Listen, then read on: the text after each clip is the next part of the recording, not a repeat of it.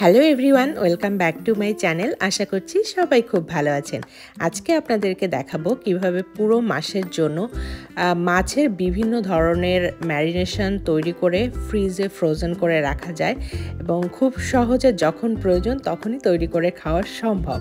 তো চলুন শুরু করা যাক আজকের রেসিপিটা। তো আজকের রেসিপির জন্য ফার্স্টে আমি নিয়েছি একটা স্যামন ফিশের ফিলেট। তো যে কোনো ফিশ ফিলেট ব্যবহার করা যেতে পারে, কাঁটাবিহীন যে কোনো মাছ নিয়ে এই রেসিপিগুলো করলে খুব ভালো হবে। তো আমি আজকে আপনাদেরকে 6টা ডিফারেন্ট রেসিপি দেখাবো, যেগুলো আপনারা বাসায় যে কোনো 1 ঘন্টা বা 1.5 ঘন্টা টাইম মতো দিয়ে সেগুলোকে রেডি করে ম্যারিনেট করে ফ্রোজেন করে ফ্রিজে রেখে দিতে পারবেন। তারপর যখনই প্রয়োজন হবে বা ডিনার টাইমে বা লাঞ্চ টাইমে জাস্ট বের করে ওভেন বা এয়ার ফ্রায়ার অথবা অয়েল দিয়ে শ্যালো ফ্রাই করে খেয়ে ফেলতে পারবেন এবং তখন কুকিং টাইম লাগবে মাত্র 15 থেকে 20 মিনিট। তো যদি একদিন মোটামুটি 1 ঘন্টার মতো কষ্ট করে একটু তৈরি করে রাখা যায় তাহলে অনেক ইজি হয়ে যায়। তো ফার্স্টে শুরু করি স্যামন দিয়ে। আমি মাছগুলো কেটে নিয়েছি। এখন এখানে ফার্স্টে দিলাম অলিভ অয়েল, তারপর সয়া সস, তারপর হানি মাস্টার্ড। এখন দিয়ে দিচ্ছি অল্প একটু গার্লিক কুচি, তারপর দিলাম অল্প পরিমাণ চিলি ফ্লেক্স অ্যান্ড লবণ তো অবশ্যই দিতে হবে, অ্যান্ড অল্প পরিমাণ অনিয়ন পাউডার। তো এই মশলাগুলো দিয়ে এবার আমি ভালো করে এটাকে ম্যারিনেট করে রাখবো। আমি স্যামন দিয়ে 3টা রেসিপি দেখাবো এবং আরেকটা যে ফিশটা নিয়েছি সেটা হচ্ছে সোয়াই ফিশ, ওটা দিয়ে আরও 3টা রেসিপি দেখাবো। তো চলে এসেছি সেকেন্ড রেসিপিতে। ফার্স্টেই আমি মাছগুলোতে দিয়ে দিলাম একটু মেল্টেড বাটার, এবার দিচ্ছি রসুনের কুচি, দেন এবার লবণ দিয়ে দিচ্ছি। লবণ দেওয়া শেষ হলে আমি দিব লেমন পেপার সিজনিং। তো এই ফিশটার বিশেষত্বই হচ্ছে লেমন পেপারের যে সিজনিং, ওইটার একটা সুন্দর স্মেল আসবে। তারপর দিচ্ছি একটু ব্ল্যাক পেপার, একটু অনিয়ন পাউডার, অ্যান্ড ফাইনালি দিয়ে দিব অল্প একটু গার্লিক পাউডার। ও হ্যাঁ, এটাতে তো লেমন পেপার, সো লেমন দিতেই ভুলে গিয়েছি। এখন দিয়ে দিচ্ছি লাইম জুস, লাইম বা লেমন যে কোনো জুস দিয়ে দিলেই হবে। তো এবার এটাকে ভালো করে মেখে ম্যারিনেট করে এটা রেখে দিব। তো এই 2টা রেসিপি আমার খুবই পছন্দের, স্যামন দিয়ে তৈরি। এবং আরও একটা এক্সট্রা রেসিপি স্যামনের, সেটাও দেখাচ্ছি। ফার্স্টে মাছগুলো নিয়ে তারপরে দিয়ে দিচ্ছি অলিভ অয়েল, তারপর দিচ্ছি কিছুটা পরিমাণে পাপরিকা পাউডার, অ্যান্ড দেন দিচ্ছি হচ্ছে গার্লিক পাউডার। এবার দিব বিভিন্ন ড্রাইড হার্বস। তো ফার্স্টে দিয়ে দিচ্ছি ইটালিয়ান সিজনিংটা, অ্যান্ড সেকেন্ড দিব হচ্ছে এখানে একটু ব্ল্যাক পেপার, অ্যান্ড অলসো এখানে আমি অরিগানো ব্যবহার করব, ড্রাইড অরিগানো, মানে ড্রাইড যেসব হার্ব থাকে ওগুলো ব্যবহার করা যাবে। সাথে দিয়ে দিচ্ছি অল্প পরিমাণে লবণ অ্যান্ড চিলি ফ্লেক্স। তো এগুলা দিয়েই এটাকে ম্যারিনেট করব। তো এটাতে যে ড্রাইড হার্বসগুলো ব্যবহার করেছি লাইক অরিগানো, ইটালিয়ান সিজনিং, তো এগুলার একটা সুন্দর স্মেল আসবে মাছটা থেকে। তো হয়ে গেল আমার 3টা স্যামনের রেসিপি। এবার চলে এসেছি সোয়াই ফিশের রেসিপি নিয়ে। তো ফার্স্টেই শুরু করছি লেমন জুস দিয়ে, এরপর দিচ্ছি যেটা হচ্ছে ঝাল মরিচের গুঁড়া, তারপর দিচ্ছি কিছুটা জিরার গুঁড়া, অ্যান্ড এখন দিয়ে দিচ্ছি তান্দুরি মশলা। এটা হবে তান্দুরি ফিশ, একটু ঝাল ঝাল, খেতে খুবই মজা হয়। তারপর দিয়ে দিচ্ছি পরিমাণ মতো লবণ। এখন দিচ্ছি কিছুটা পরিমাণ আদা বাটা এবং অল্প পরিমাণ রসুন বাটা। আদা রসুন খুবই অল্প দিতে হবে, যেহেতু মাছ খুব বেশি দেওয়ার দরকার নেই। এবং লাস্টে দিয়ে দিচ্ছি তেল। ও হ্যাঁ, আমি অল্প একটু হলুদ গুঁড়া দিয়েছিলাম কালারের জন্য, এটা দিলেও হবে না দিলেও হবে। তো এই যে তান্দুরি ফিশটা, এটা খেতে একটু ঝাল ঝাল, খুব মজা লাগে এটা খেতে।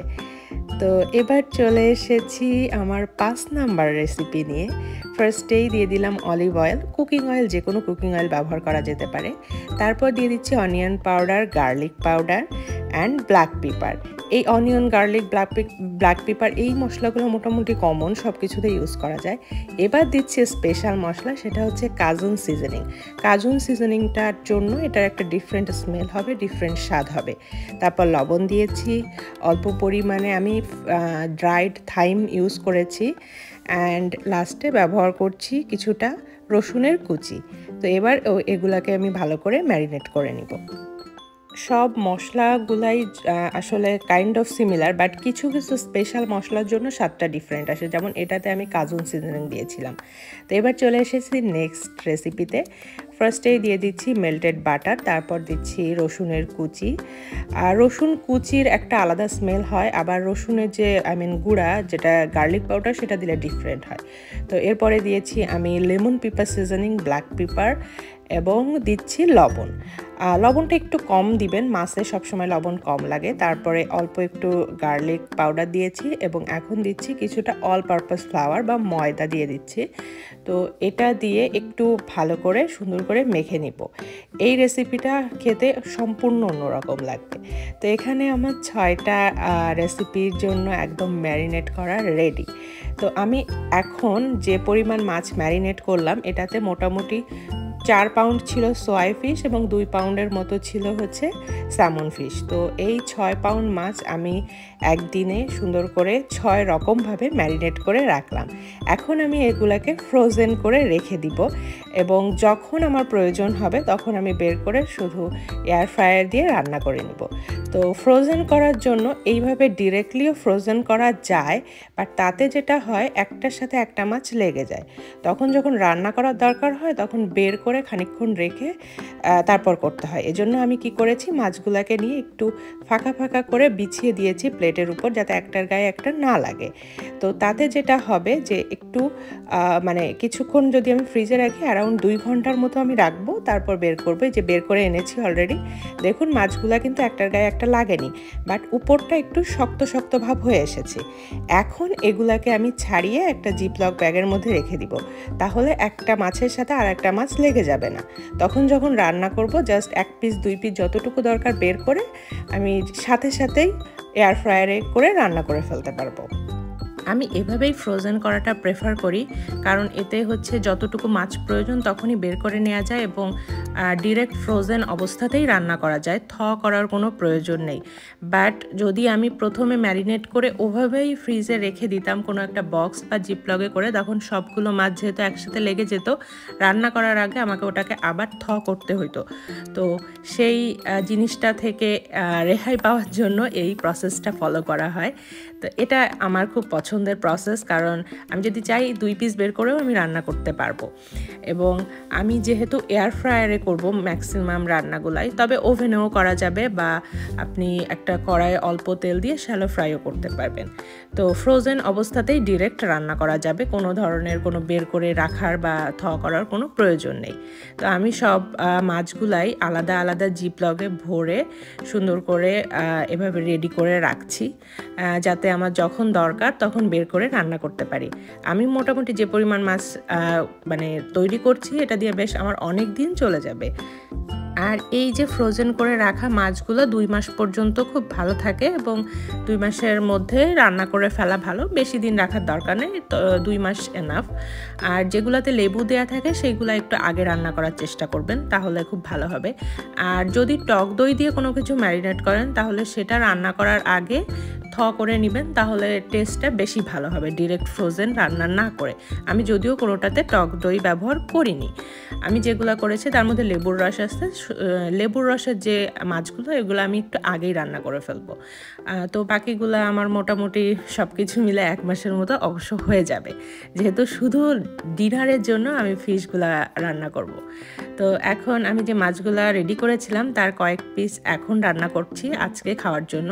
আমি ফার্স্টে এয়ার ফ্রায়ারে একটু অয়েল স্প্রে করে নিয়েছি, তারপর হচ্ছে যে তান্দুরি ম্যারিনেটটা করেছিলাম ফিশের সেটা দিয়ে দিচ্ছি। তো এয়ার ফ্রায়ারে রান্না করার জন্য টেম্পারেচার ফিশের জন্য নর্মালি 370 ডিগ্রি বা 75 ডিগ্রি দিতে হবে এবং 12 থেকে 14 মিনিট রান্না করতে হবে। যদি বেশি ক্রিস্পি চান তাহলে হয়তো আরও 1-2 মিনিট বাড়াতে পারেন, বাট 12 থেকে 14 মিনিটে এনাফ। আর এইখানে হচ্ছে আমার মাছটা 12 মিনিটের মধ্যে একদম রেডি হয়ে গেছে। তো এখন আমি প্লেটে সার্ভ করে দিচ্ছি।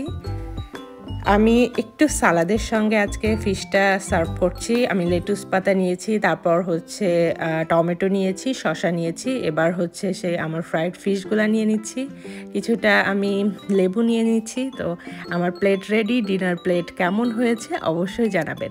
আর আজকের ভিডিওটা যদি আপনাদের ভালো লাগে এবং আপনাদের যদি মনে হয় যে এটা হেল্পফুল, যারা অনেক ব্যস্ত সময় কাটান তাদের জন্য অবশ্য এই ধরনের প্রিপারেশনগুলো আমি মনে করি খুব কাজের। তো তাহলে আপনাদের যদি ভালো লাগে বা হেল্পফুল মনে হয় আমাকে অবশ্যই কমেন্ট করে জানাবেন। আর অবশ্যই চ্যানেলটি সাবস্ক্রাইব করবেন। সবাই ভালো থাকবেন, সুস্থ থাকবেন। টাটা।